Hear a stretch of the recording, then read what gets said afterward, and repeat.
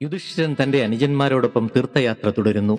അപരനന്ദ, നന്ദ എന്നീ തീർത്ഥങ്ങളിൽ സ്നാനം ചെയ്ത് ഹേമകൂട പർവ്വതത്തിലെത്തിയപ്പോൾ അവിടെ വലിയൊരു അത്ഭുതം കാണുന്നു. ആരെങ്കിലും സംസാരിച്ചാൽ ഘോഷം മുഴങ്ങും. അതുമാത്രമല്ല, പാറക്കഷണങ്ങളൊക്കെ താഴേക്ക് പതിക്കുകയും ചെയ്യും. അപ്പോൾ പരസ്പരമുള്ള സംഭാഷണങ്ങളൊന്നും ആർക്കും കേൾക്കുവാൻ സാധിക്കില്ല. ഇങ്ങനെ സംഭവിക്കുവാൻ എന്താണ് കാരണമെന്ന് യുധിഷ്ഠിരൻ ലോമശ മഹർഷിയോട് ചോദിക്കുന്നു. ലോമശ മഹർഷി അതിന്റെ കാരണം പറയുകയാണ്. ഈ ഹേമകൂടത്തിന് ഋഷഭകൂടം എന്നുകൂടി പേരുണ്ട്. പണ്ട് ഋഷഭൻ എന്നു പേരായ ഒരു മഹർഷി ഇവിടെ ജീവിച്ചിരുന്നു. വളരെ മുൻകോപിയായ അദ്ദേഹത്തിന് ജനങ്ങൾ എപ്പോഴും വന്ന് ഓരോന്ന് സംസാരിക്കുന്നത് ഇഷ്ടമായിരുന്നില്ല.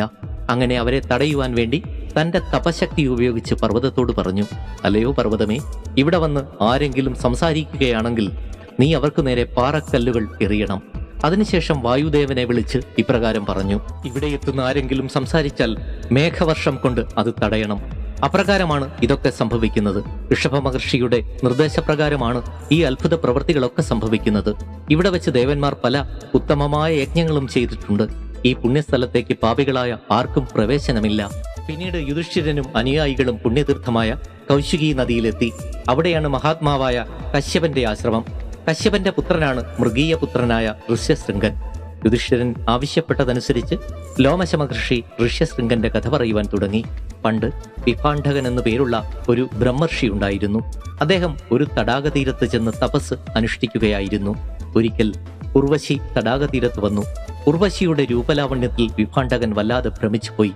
പക്ഷേ തന്റെ ബ്രഹ്മചര്യം അവളുടെ മുൻപിൽ അടിയറവ് വയ്ക്കുവാൻ അയാൾ തയ്യാറായില്ല.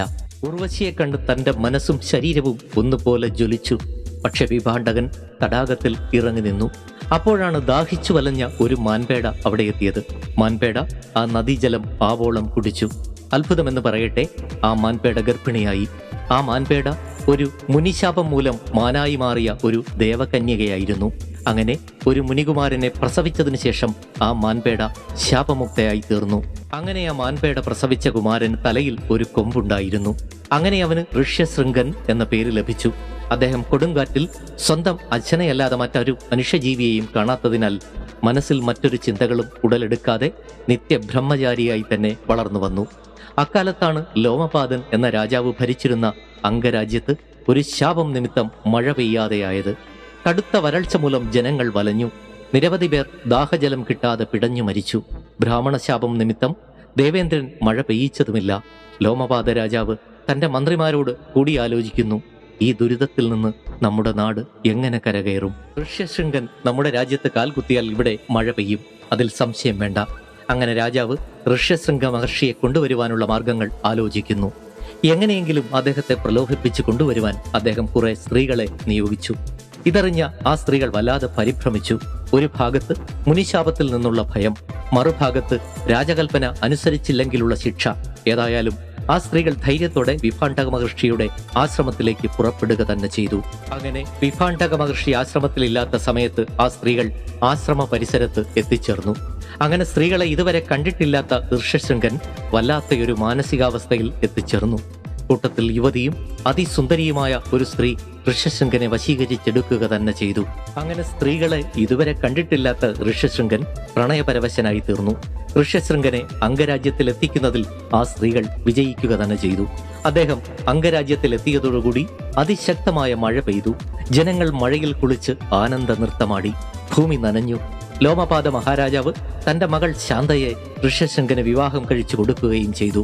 വിഭാണ്ഡക മഹർഷി ആശ്രമത്തിൽ മടങ്ങിയെത്തിയപ്പോൾ പുത്രനെ കാണാതെ അദ്ദേഹം വല്ലാതെ കോപിക്കുകയും പരിഭ്രമിക്കുകയും ചെയ്തു. ദീർഘദൃഷ്ടിയിലൂടെ അദ്ദേഹം എല്ലാം മനസ്സിലാക്കി. ലോമപാദ രാജാവിനെയും രാജ്യത്തെയും ഒന്നാകെ നശിപ്പിക്കുവാൻ അദ്ദേഹം തീരുമാനിക്കുന്നു. പക്ഷേ മഹർഷി അംഗരാജ്യത്ത് എത്തിച്ചേർന്നപ്പോൾ തന്റെ പുത്രന് കിട്ടിയ പരിഗണനയും ബഹുമാനവും കണ്ട് അദ്ദേഹത്തിന് വലിയ സന്തോഷമായി. വിഭാണ്ഡക മഹർഷിക്കും വലിയ സ്വീകരണമാണ് ലോമപാദ മഹാരാജാവ് നൽകിയത്. അങ്ങനെ തന്റെ പുത്രൻ ഋഷ്യശൃംഗനെ ആ രാജ്യത്തിൽ തന്നെ താമസിക്കുവാൻ അദ്ദേഹം അനുവദിക്കുന്നു, ആശീർവദിക്കുന്നു. ലോമശ മഹർഷി ഋഷ്യശൃംഗന്റെ കഥ യുധിഷ്ഠിരനോട് ഇപ്രകാരം പറഞ്ഞു നിർത്തി.